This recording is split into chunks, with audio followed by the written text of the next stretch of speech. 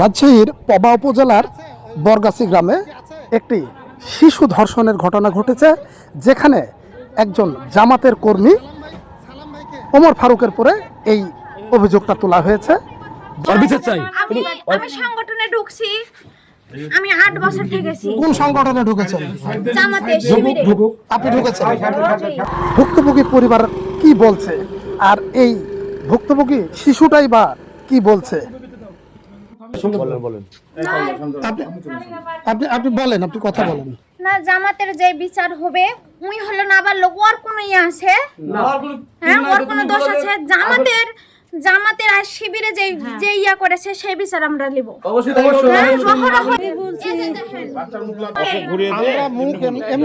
এমনিতে সমস্যা নাই। কি হয়েছে? জামা কাপড় সব খুলেছে বলো, সাথে কে ছিল বলো, আরো সালপালা কে ছিল কে বলো। এটা কে করেছে? তুমি চিনো তাকে?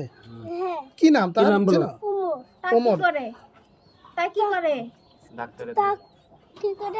ডাক্তারের দোকান আছে। তুমি কেন ওর কাছে গেছিলে না ও তোমার কাছে এসেছে? কোনটা?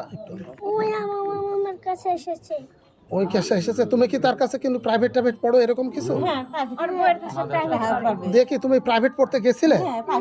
যায় তারপরে দিয়ে তখন আমার কিছু জামা সেন খুলে দিয়ে আমাকে আগে ছুটি দেয়, আমাকে আগে ছুটি দেয় না। সাথে একটা বেটা ছিল। তোমরা কয়জন প্রাইভেট পড়তে? দুইজনের মধ্যে ওকে ছেড়ে দিয়েছে, যে তোমাকে রেখেছে। ওরা সাথে ভাই বোন ধরেন আমার। আমরা এবার যাকে অভিযুক্ত করা হয়েছে আমরা তার বক্তব্য শুনবো। আপনি প্রাইভেট পড়ান এরকম? না, আমি প্রাইভেট পড়াই না, প্রাইভেটটা পড়াই আমার ওয়াইফ। তো সেই দিন আমাকে আমার ওয়াইফ বাসায় ছিল না, এক জায়গায় গেছিলো, বাসায় গেছিল না। তো সেই দিন বাচ্চা দুটো আসছিল পড়াই। সচরাচর আমি মক্তব্য পড়াইতাম এক সময়। মক্তব্যের বাচ্চাদের সাথে যেভাবে যে আচরণ করতাম, এই আচরণেই তাদের সাথে আচরণ করেছি। আচ্ছা, ইতিমধ্যে একটি বাচ্চা আপনার পরে অভিযোগ তুলেছে, আপনি তাকে বিভিন্নভাবে তাকে স্পর্শকাতর জায়গায় হাত দেওয়া বা তাকে সেক্সুয়াল হ্যারাসমেন্ট করা, এই ধরনের একটা অভিযোগ তুলছে যে আপনি তাকে এই ধরনের। এটি সঠিক না, কিন্তু তারা তো যেভাবে বলছে ওই শিশুটুকু মিথ্যা তো বলার কথা না। সঠিক নয় এই কারণে যে তার বয়সে আমারও মেয়ে আছে। রাজনৈতিক কোন সংগঠন? জামাত ইসলামের কোন পদে রয়েছে? না, কোনো পদ নেই। কোনো পদ নেই। ওমর ফারুক, এটা কি আপনার ছেলে? এটা আমার ছেলে। আচ্ছা, আমরা অলরেডি জেনেছি যে এখানে একটি অপ্রীতিকর ঘটনা ঘটেছে, যেটাকে দায়ী হিসেবে আপনার ছেলেকে বলা হচ্ছে একটি শিশুকে ধর্ষণের চেষ্টা। এই বিষয়টি আপনি অবগত আছেন কিনা? আমার কাছে মোটামুটি মাস দুয়েক আগের কথা, প্রায় আমি ডেটের তারিখটা লিখে রাখিনি। আমার কাছে মেয়ের মা একটু এসে বলল, মেয়ের মা, মেয়েটা ক্লাস 3 ছাত্রী।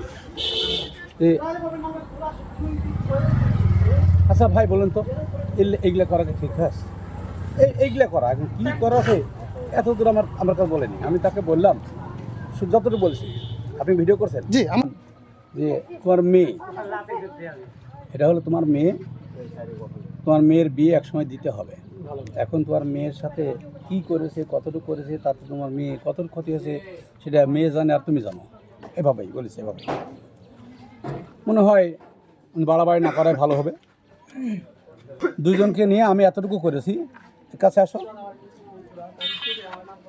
কাছে আসো, ভয় নাই। এই দুইজনকে নিয়ে এই ঘাড়ের উপরে হাত দিয়ে এতটুকু করেছি।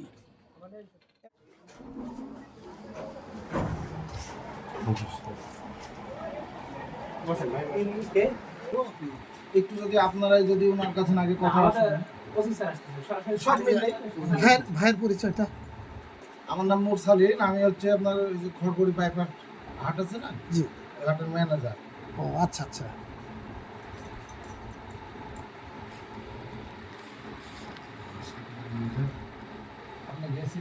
এরপর পুরো ঘটনাটি থানা পুলিশকে অবগত করলে কিছুক্ষণের মধ্যে থানা পুলিশ উপস্থিত হয় ঘটনাস্থলে। এরপর ভিকটিমের সাথে কথা বলে ঘটনার সত্যতা পেয়ে এই অপরাধী ওমর ফারুককে হেফাজতে নেয় পুলিশ।